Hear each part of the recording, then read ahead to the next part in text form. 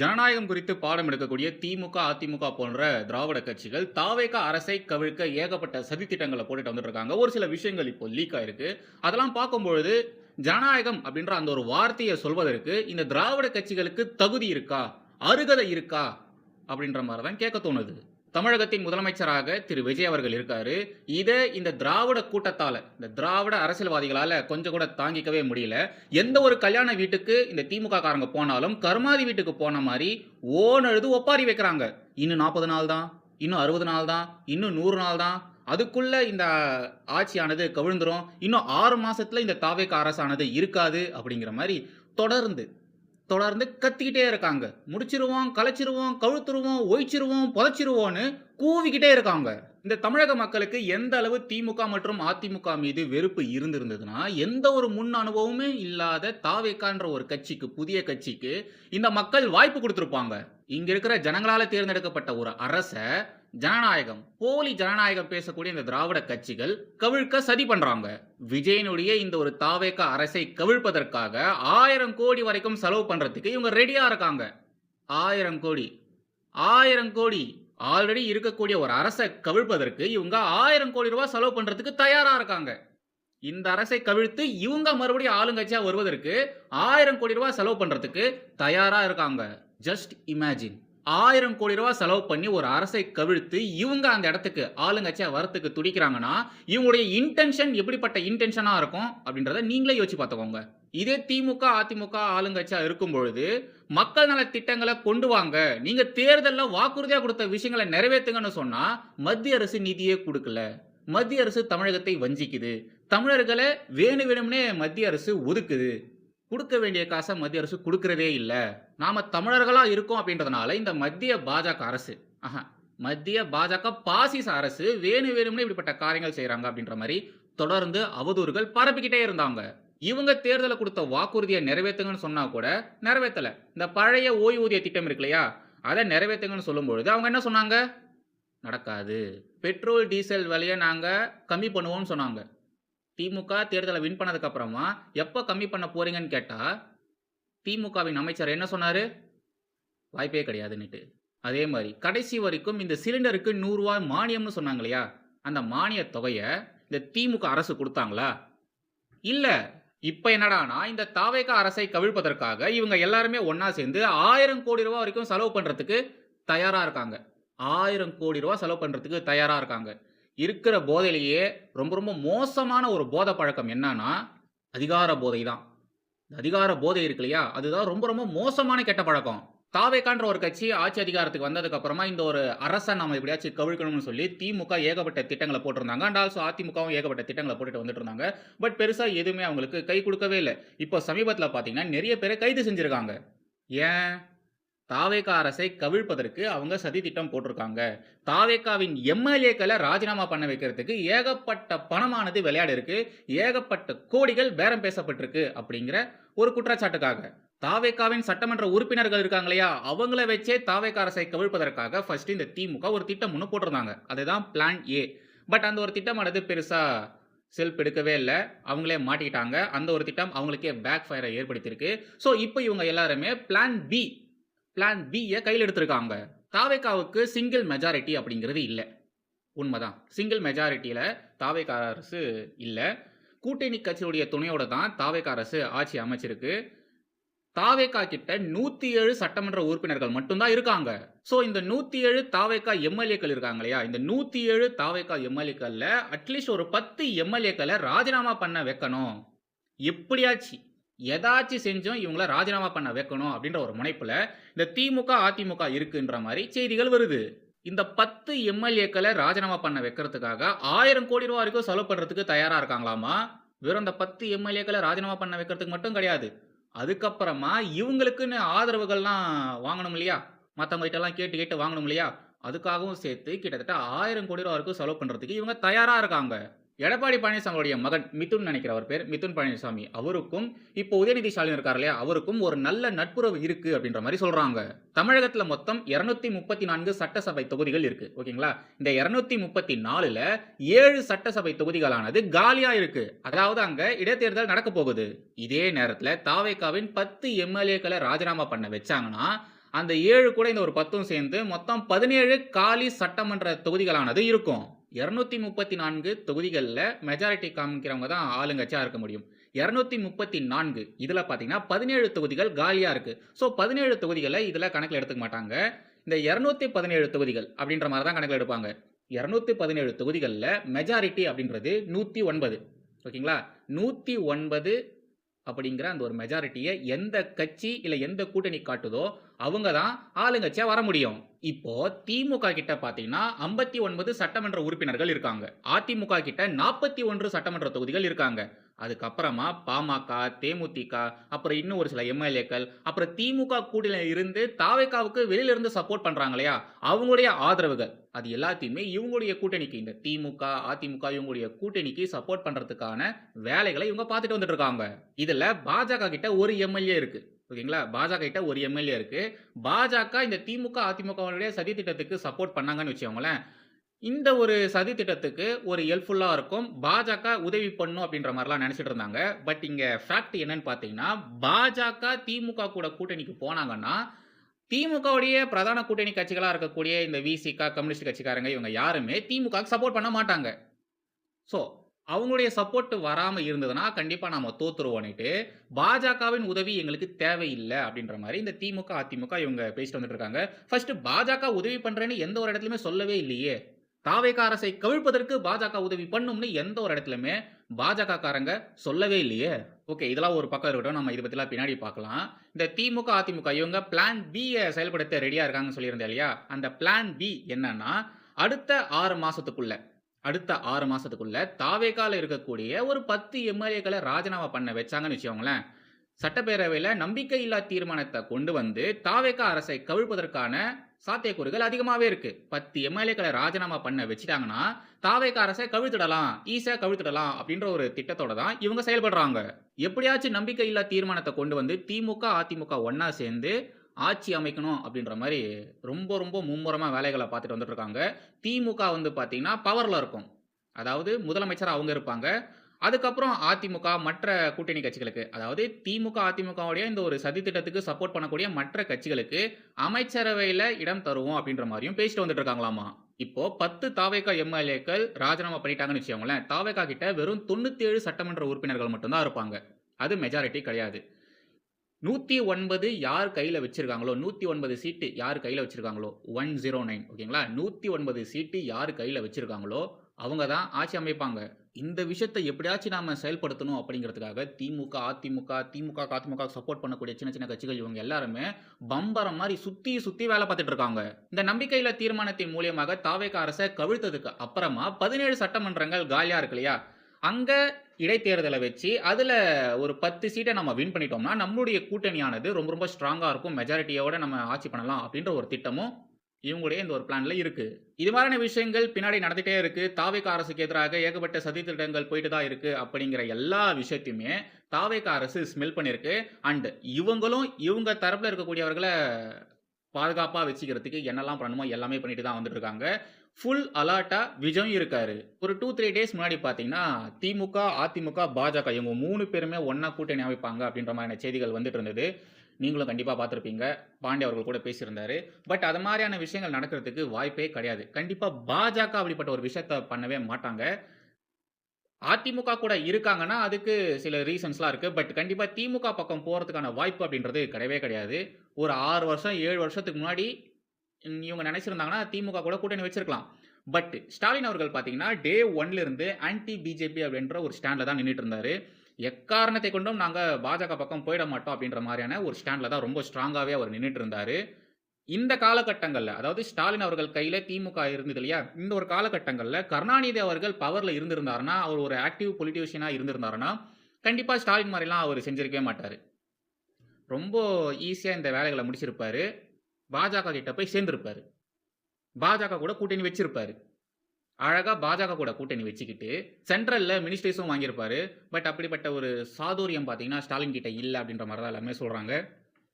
என்ன பண்றது? டே 1ல இருந்து ஸ்டாலின் அவர்கள் ஆன்டி பிஜேபி அப்படின்ற ஒரு ஸ்டாண்ட்ல தான் நிக்கிறாரு. பட் கருணாநிதி அவர்கள் இருந்திருந்தாருன்னா, அப்படிலாம் பண்ணியிருக்கவே மாட்டாரு. அழகா ஒரு மத்திய அரசு கூட கூட்டணி வச்சிருப்பாரு. அதாவது பாஜக கூட கூட்டணி வச்சிருப்பாரு. காங்கிரஸ கழட்டி விட்டுருப்பாரு. கம்யூனிஸ்ட்கள கழட்டி விட்டுருப்பாரு. இந்த அளவு காங்கிரஸையும், கம்யூனிஸ்டையும் கருணாநிதி அவர்கள் வளர்த்திருக்கவே மாட்டாரு. இந்த இடத்துல தான் திரு ஸ்டாலின் அவர்கள் ரொம்ப தப்பு பண்ணிட்டாரு. நம்பிட்டாரு. இவங்கலாம் நம்ம கூடயே இருப்பாங்க அப்படின்ற மாரி நம்பிட்டாரு. அதனால தான் ஏகப்பட்ட விஷயங்கள் அவங்களுக்காக பண்ணி குடுத்தாரு. கடைசில பாருங்க அனுபவிக்கிறாரு. சொந்த தொகுதியிலேயே தோத்து போயிட்டாரு. முன்னாள் முதலமைச்சர் அவருடைய சொந்த தொகுதியில வின் பண்ணவே இல்ல. தோத்துட்டு இருக்காரு. எனக்கு என்னவோ பாஜக மறைமுகமாக தாவேகாவுக்கு பயங்கரமா சப்போர்ட் பண்றாங்க அப்படின்ற மாரி தான் தோணுது. உண்மையாலே நீங்க நடக்கிற விஷயத்தெல்லாம் பாருங்களேன். பாஜக நினைச்சிருந்தாங்கன்னா, தாவேகா அரசுக்கு எதிராக, விஜய் அவர்களுக்கு எதிராக ஏகப்பட்ட பாலிடிக்ஸ் இங்க பண்ணியிருக்கலாம். பட் தமிழக பாஜக ரொம்ப சைலன்ட்டா இருக்காங்க. தமிழக பாஜகலயே ஏகப்பட்ட பிரச்சனைகள் போயிட்டு இருக்கு. ஸோ தமிழக பாஜகவ நீங்க கருத்துல எடுத்துக்காதீங்க. நீங்க சென்ட்ரல்ல பாருங்க. பாஜக மேலிடம் இருக்கு இல்லையா? அவங்க தாவேகா அரசு கூட ரொம்ப சுமூகமா தான் போயிட்டு இருக்காங்க. நல்ல ஃப்ரெண்ட்ஷிப்ப மெயின்டெயின் பண்றாங்க. விஜய் அவர்கள் கேட்கக்கூடிய விஷயங்கள செஞ்சு குடுக்குறாங்க. தமிழகத்துக்கு எப்பவுமே தமிழகத்துக்கு அவங்க பெருசா எதுவும் துரோகம்லாம் பண்றது கிடையாது. எல்லா மாநிலத்துக்கும் என்னென்ன பண்றாங்களோ, அதே தான் தமிழகத்துக்கும் பண்றாங்க. பட் இங்க இருக்கக்கூடிய இந்த திமுக இவங்கலாம் பார்த்தீங்கன்னா, ஒரு ஒரு நெகட்டிவ் இமேஜ இங்க பில்ட் பண்ணி வச்சிருந்தாங்க. அது எல்லாமே இப்போ தூள் தூளா உடைஞ்சிட்டு இருக்கு. திரு விஜய் அவர்கள் பாஜகவுக்கு எதிராகவும் பேசியிருக்காரு. ஓகேங்களா? பட் இப்ப அவரு பாஜகவுக்கு எதிராக பேசலன்னு சொல்லி, இவரு பாஜகவின் பி டீம் அப்படின்ற மாரிலாம் பேசிட்டு இருக்காங்க. ஏன் ஃபர்ஸ்ட்டு விஜய் அவர்கள் பாஜகவுக்கு எதிராக பேசணும்? எனக்கு இதுதான் புரிய மாட்டேங்குது. ஏன் மத்திய அரசுக்கு எதிராக இவங்க பேசணும்? ஏன் சுமூகமாலாம் போகவே முடியாதா? ஃப்ரெண்ட்ஷிப்போட ஆட்சிய நடத்தவே முடியாதா? நீங்க சண்ட தான போட்டுட்டு இருந்தீங்க. திமுக எப்ப பார்த்தாலும் ஆன்டி பிஜேபின்ற ஸ்டாண்ட்ல தானே நின்னுட்டு இருந்தது. அவ்ளோ கடுமையான சண்டைகள் போட்டீங்களே, உருப்படியா ஏதாச்சும் நீங்க 2021லிருந்து 2026 வரைக்கும் செஞ்சிருக்கீங்களா? உருப்படியா. மத்திய அரசு திட்டங்களுக்கு ஸ்டிக்கர் ஒட்டினதை தவிர்த்து வேற என்னத்த நீங்க கீச்சீங்க? ஒரு மண்ணும் கிடையாது. தாவேகா இப்ப தான் ஆட்சிக்கு வந்திருக்காங்க. அவங்க ஒரு புதிய கட்சி. முதலமைச்சராக முதல் முறையாக திரு விஜய் அவர்கள் இருக்காரு. திரு விஜய் அவர்கள் எல்லா விஷயத்தையுமே அப்சர்வ் பண்ணிட்டு இருக்காரு. அவருக்கு நல்லாவே தெரியும். அவருடைய பொலிட்டிக்கல் பாதை எப்படிப்பட்டது அப்படின்றது அவருக்கு நல்லாவே தெரியும். பாஜகவை எதிர்க்கணும் அப்படின்ற ஒரு அவசியம் திரு விஜய் அவர்களுக்கு இல்ல. ஏன்னா தமிழகத்துல பாஜக ஒரு ஸ்ட்ராங்கான கட்சியா இல்ல. இங்க திமுக அப்படிங்கிறது தான் ஸ்ட்ராங்கான கட்சியா இருக்கு. ஸோ திமுகக்கு எதிராகத்தான் திரு விஜய் அவர்கள் பேசுவாரு. அவர் அதிமுக கூட டார்கெட் பண்ணி பேசுறது கிடையாது. திமுக மட்டும் தான் டார்கெட் பண்ணி பேசுறாரு. அப்படி இருக்கும்பொழுது பாஜகக்கு எதிராக ஏன் திரு விஜய் அவர்கள் பேசணும்? இங்க பாஜகவுக்கு ரோலே இல்லையே. மத்திய அரசுக்கு எதிராக ஏன் தாவேகா பேசவே மாட்டேங்குது? விஜய் அவர்கள் வாயை தொறக்கவே மாட்டேன்றாரு அப்படின்ற மாரிலாம் சில பேர் பேசுறாங்க. ஏங்க பேசணும்? ஏன் பேசணும்? இந்த திமுக எப்ப பார்த்தாலும் பிரிவினைவாத அரசியல், வடக்கு தெற்கு அரசியல் இது மாரிலாம் பண்ணியே அப்படிப்பட்ட ஒரு ஸ்டீரியோடைப் மைண்ட இங்க எல்லாருக்குமே விதைச்சு விட்டாங்க. கண்ணோட்டமே அப்படிதான் இருக்கு. இவங்க பார்க்குற கண்ணோட்டங்களே அப்படிதான் இருக்கு. அப்படி இருக்கணுன்ற ஒரு அவசியமும் கிடையாது. இங்க யாரு பவரா இருக்காங்களோ அவங்களுக்கு எதிராக தான் இங்க இருக்கக்கூடிய ஆளுங்கட்சியானது அரசியல் பண்ணும். திமுக பவரா இருக்கு. ஸோ திமுகவுக்கு எதிராக மட்டும் தான் திரு விஜய் அவர்கள் பேசுவாரு. தாவேகா அரசு பேசும். பாஜகவுக்கு இங்க ரோலே இல்லாதபோது பாஜகவுக்கு எதிராக ஏன் அவரு பேசப் போறாரு? மத்திய அரசுக்கு எதிராக ஏன் பேசணும்? மத்திய அரசுக்கு எதிராக பேசணும்னு ஏன் இதுங்கலாம் கத்துறாங்கன்றது உண்மையாலேயே புரியல. மத்திய அரசு ஏதாச்சும் நமக்கு ட்ரபிள்ஸ் குடுத்தாங்கன்னா, மத்திய அரசு ஒரு மாநில அரசுக்கு செய்ய வேண்டியதை செய்யாம விட்டாங்கன்னா, அப்ப பிரச்சனை பண்ணலாம். அப்ப கேள்விகள கேட்கலாம். மத்திய பாஜக அரசு அப்படி பண்றதே கிடையாது. அப்படி இருக்கும்பொழுது ஏன் பாஜகவுக்கு எதிராக மத்திய அரசுக்கு எதிராக தாவேகா அரசு பேசணுங்கிறேன். இதுக்கு முன்னாடி காங்கிரஸ் ஆட்சியில இருக்கும்பொழுது எத்தன மாநிலங்களுடைய அரச கவிழ்த்திருக்காங்க. பெருசா எந்த ஒரு காரணமும் இருக்காது. நான் கர்நாடகாவுக்கு வரும்போது அந்த மாநிலத்துடைய முதலமைச்சர் என்ன வந்து பார்க்கலன்னு சொல்லி, டெல்லிக்கு போன உடனே அந்த அரச கவிழ்த்துட்டாங்க. இத மாரி எத்தன மாநில அரசுகள இந்த காங்கிரஸ் கவிழ்த்திருக்கு அப்படின்ற அந்த ஒரு ஹிஸ்டரிய மட்டும் தயவு செய்து படிங்க. பாஜக 12 வருஷமா ஆளுங்கட்சியா இருக்கு. ஃபுல் பவர்ல இருக்காங்க. இதுவரைக்கும் எத்தன மாநில அரசுகள பாஜக இல்லாத மற்ற கட்சிகள் ஆட்சி நடக்கக்கூடிய மாநில அரசுகள கவிழ்த்திருக்கு? ஒண்ணு கூட கிடையாது. ஃபர்ஸ்ட் ஆஃப் ஆல் பாஜக எந்த ஒரு கட்சிக்கு எதிராகவும் செயல்படவே மாட்டாங்க. பாஜகவுக்கு காங்கிரஸ கண்டா ஆவாது. அவ்வளவுதான். காங்கிரஸ் அழியணும். அம்புட்டுதான். மத்தபடி வேற எந்த கட்சிக்குமே ஈவன் திமுகக்கு எதிராக கூட பாஜக எந்த ஒரு வேலையும் பார்க்காது. எதுவுமே செய்யாது. 12 வருஷத்துல திமுக மீது என்ன மாதிரியான நடவடிக்கைகளை இந்த பாஜக அரசு எடுத்திருக்கு? சொல்லுங்களேன். அப்படி இருக்கும்பொழுது தாவேகாவுக்கு எதிராக பாஜக எப்படிங்க இந்த சதித்திட்டத்துல ஈடுபடும்? விஜய் அவர்கள் மோடி அவர்களுக்கு ஆதரவாக கடந்த காலங்கள்ல செயல்பட்டிருக்காரு. டிமானிடைசேஷன் டைம்ல எத்தனை பேர் அவதூறுகள பரப்புனாங்க. ஆனா திரு விஜய் அவர்கள் அந்த காலகட்டங்களிலேயே மோடி அவர்களுக்கு வாழ்த்து சொன்னாரு. நீங்க எடுத்த இந்த நடவடிக்கைக்கு நான் தலை வணங்குறேன்னு சொல்லியிருந்தாரு. இத மாரி நெறைய விஷயங்கள் காமனா பாஜகவுக்கும், தாவேகாவுக்கும் இருக்கு. பட் இந்த தமிழ்நாடு பாலிடிக்ஸ்ல பார்த்தீங்கன்னா, நெறைய கோக்குமாக்கான வேலைகள இந்த திமுக, திராவிட கட்சிகள் பண்ணதுனால, வேற வழியே இல்லாம சில விஷயங்கள் அவங்க பண்ண வேண்டியதா இருக்கு. Anti BJP stand, anti Hindu ஸ்டாண்ட்லாம் எடுக்க வேண்டியதா இருக்கு. பட் லேட்டரா இது எல்லாமே சேஞ்ச் ஆகும்னு நம்புவோம். கண்டிப்பா எல்லாமே சேஞ்ச் ஆகும். திமுக மாதிரியான கட்சிகள், அதிமுக மாதிரியான கட்சிகளுக்கே பாஜக சப்போர்ட் பண்ணியிருக்கும் பொழுது, தாவேகா ஒரு புதிய கட்சி, ஒரு புதிய அரசு, ஒரு புதியவர் முதலமைச்சர் ஆகியிருக்காரு. அவருக்கு அந்த கட்சிக்கு பாஜக சப்போர்ட் பண்ணாம இருக்குமா? மோடி சப்போர்ட் பண்ணாம இருப்பாரா? கண்டிப்பா தாவேகாவுக்கு மோடி சப்போர்ட் பண்ணிட்டு தான் இருக்காரு. மத்திய அரசு சப்போர்ட் பண்ணிட்டே தான் இருக்கு. இதுக்காக தாவேகா அரசு பாஜகவின் பி டீம்லாம் சொல்லக்கூடாது. அப்படிலாம் கிடையவும் கிடையாது. பாஜக யாருக்குமே பெருசா அகைன்ஸ்ட்டா எந்த ஒரு வேலையும் பார்க்கவே மாட்டாங்க. சதி திட்டங்கள்லாம் போடவே மாட்டாங்க. பாஜக எல்லாருக்குமே உதவி தான் பண்ணுவாங்க. பட் அந்த ஒரு லக்ஷ்மன் ரேகா இருக்கு இல்லையா? அத கிராஸ் பண்ணும்போது எந்த அளவு அழிக்க முடியுமோ அழிச்சு கீச்சி தள்ளிடுவாங்க. வெஸ்ட் பெங்கால் எடுத்துக்கோங்க. மம்தா பானர்ஜி இருக்காங்க இல்லையா? மம்தா பானர்ஜிக்கு எவ்வளோ உதவிகள இந்த மத்திய பாஜக அரசு பண்ணியிருக்கு தெரியுமா? மத்திய பாஜக அரசே நான் சொல்றேன். பாஜகன்ற ஒரு கட்சிய சொல்லல. பாஜக அரசையே நான் சொல்றேன். 2021 தேர்தல்ல மம்தா பானர்ஜி வின் பண்ணதுக்கு அப்புறமா, ஒரு பெரிய கலவரமானது அங்கிருந்த பாஜக நிர்வாகிகளுக்கும், இந்துக்களுக்கும் எதிராக நடந்தது. ரொம்ப மோசமான பல அசம்பாவிதங்கள் இந்த டிஎம்சி குண்டர்களால அங்க நிகழ்த்தப்பட்டது. அப்ப கூட அப்ப கூட மம்தா பானர்ஜிக்கு ஆதரவான பல விஷயங்கள இந்த மத்திய பாஜக அரசு செஞ்சது. மோடிஜி செஞ்சு குடுத்தாரு. டிஎம்சிக்கு அவ்வளோ ஹெல்ப் பண்ணும்பொழுது, டிவிகேக்கு பண்ண மாட்டாரா? பண்ணாம இருந்திருப்பாரா? டிஎம்சி டிஎம்சி எப்பேர்ப்பட்ட கட்சின்னு எல்லாருக்குமே நல்லாவே தெரியும். அந்த கட்சிக்கே பாஜக அரசு ஹெல்ப் பண்ணியிருக்கு. டிவிகேக்கு பண்ணாம இருப்பாங்களா? டிவிகே அரசு கவிழ்ப்பதற்கு இவங்கலாம் சதி திட்டம் போடுறாங்க இல்லையா? 1000 கோடி ரூபா வரைக்கும் செலவு பண்றதுக்கு தயாரா இருக்காங்க இல்லையா? திமுக, அதிமுக மற்ற கட்சிகள் இவங்க எல்லாருமே.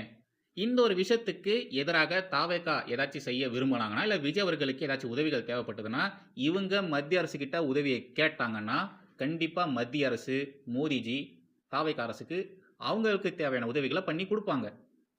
கண்டிப்பா பண்ணி குடுப்பாங்க. ஓகே. இப்ப இங்க ஒரு நியூஸ் கார்ட் போடுறேன். தயவுசெய்து பாருங்க. மூத்த பத்திரிகையாளர் விஜயன் அலைக்கழிப்பு.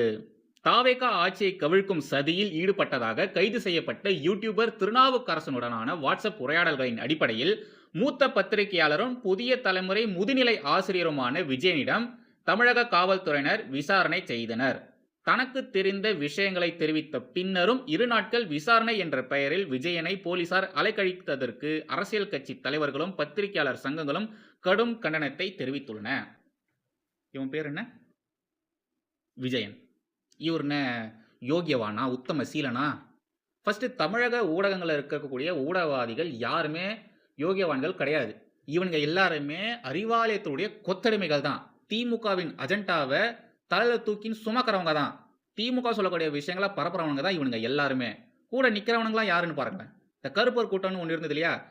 அங்க இருந்தவனுங்க தான் இவனுங்க எல்லாருமே. ஏகப்பட்ட பத்திரிகையாளர்கள் இங்க இருக்கானுங்க. இப்பவும் ஆக்டிவ் ஜர்னலிஸ்ட்டா இருக்கானுங்க. இவனுங்க எல்லாருமே திமுகவின் கொத்தடிமைகள் தான். திமுக கையில பவர் இருந்தாலும் சரி, பவர் இல்லனாலும் சரி. அதாவது திமுக எதிர்க்கட்சியா இருந்தாலும் சரி, ஆளுங்கட்சியா இருந்தாலும் சரி, திமுகவுக்கு ஆதரவான நிலைப்பாடுகள மட்டும் தான் இங்க இருக்கக்கூடிய இந்த ஊடக பொறுக்கிகள் எடுப்பானுங்க. திமுகவுக்கு மட்டும் தான் முரட்டுத்தனமான முட்டுகள குடுப்பானுங்க. இவனுங்கலாம் ஒண்ணா சேர்ந்து தாவேகா அரசை கவிழ்ப்பதற்கு சதி திட்டம் போட்டிருக்காங்கன்னு செய்திகள் வருது இல்லையா? அது உண்மையாகத்தான் இருக்கும். ஏன்னா இவனுங்கலாம் வெளிப்படையாவே அப்படிதான் பேசுறானுங்க. மீடியால உட்கார்ந்துகிட்டு ஒரு மாரி பேசுவானுங்க. இவனுங்களுடைய சோசியல் மீடியா ஹேண்டில்ஸ்ல ஒரு மாரி பேசிட்டு இருப்பானுங்க. இந்த நெல்சன் சேவியர் இருக்கானே, அவன் ரிசல்ட் வந்த அன்னைக்கு எப்படி ரியாக்ட் பண்ணான்? என்னெல்லாம் பேசினான்? இவனுங்கலாம் உத்தம சீலர்களா? இவனுங்க கண்டிப்பா பேக் எண்ட்ல வேலை பார்த்திருப்பானுங்க. தாவேகா அரசை கவிழ்ப்பதற்கு கண்டிப்பா இவனுங்களும் உதவிகள் பண்ணியிருப்பானுங்க. கண்டிப்பா ஹெல்ப் பண்ணியிருப்பானுங்க.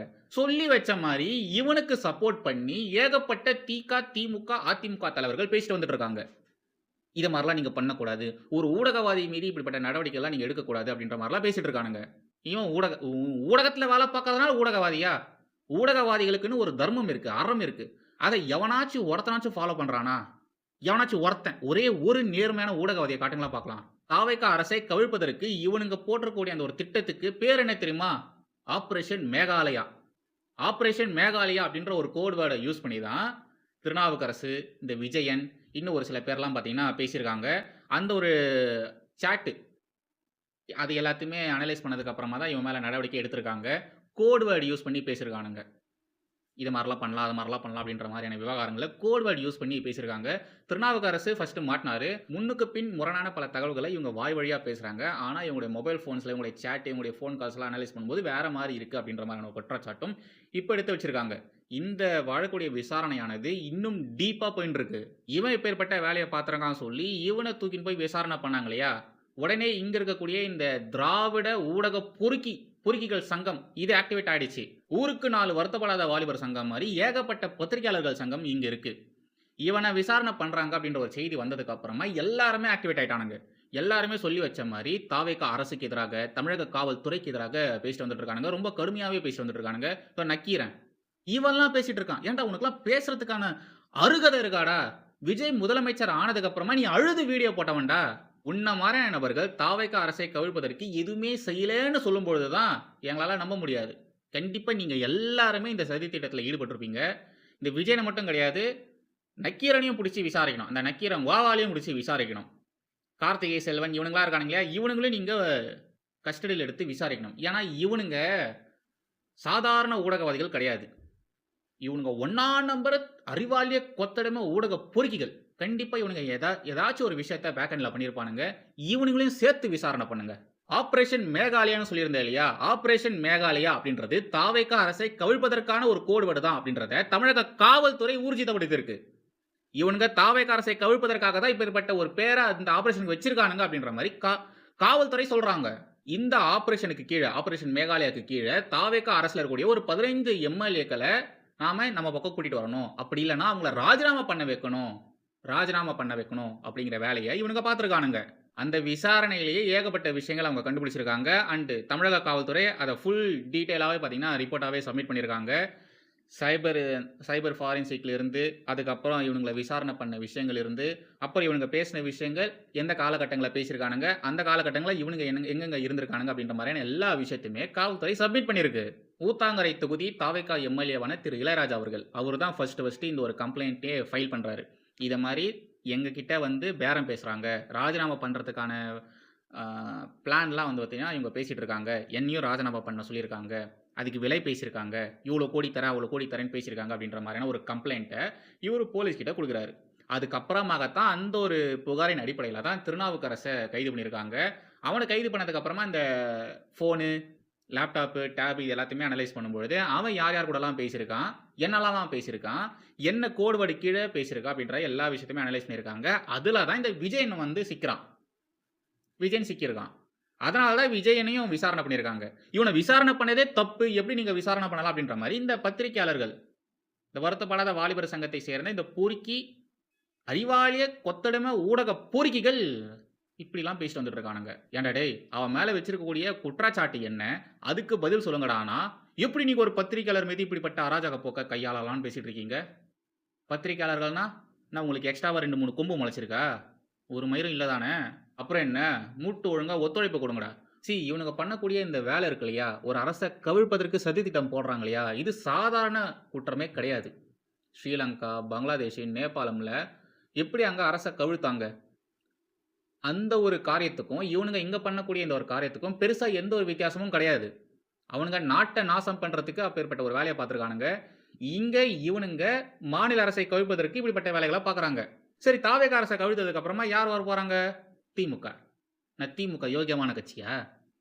திமுக எந்த ஒரு கெட்ட காரியங்களும் பண்ணதே கிடையாதா? அப்படியே அவங்க எல்லாருமே உத்தம புத்திரர்களா? திமுகவுடைய கடந்த 5 ஆண்டு கால ஆட்சி தமிழகத்துடைய பொற்கால ஆட்சியா? கிடையாதுல்ல. அப்புறம் எதுக்கு திமுகவுடைய ஆட்சி வரணும் அப்படிங்கிறதுக்கு இப்படிப்பட்ட ஒரு சதி திட்டங்களை இவங்க போடுறாங்க. இவங்களை தூக்கி உள்ள போடுறது மட்டும் இல்லாம நேஷனல் செக்யூரிட்டி த்ரெட்னு சொல்லிட்டு அந்த ஒரு கேஸையும் இவங்க மேல போடணும். ஏன்னா திமுக மாதிரியான ஒரு கட்சியை ஆளுங்கட்சியா கொண்டு வரதுக்கு இவங்க வேலை பார்க்குறானுங்க பாருங்க. அதுக்காகவே எக்ஸ்ட்ராவாவே இவங்க மேல கேஸை போட்டு உள்ள தள்ளணும்.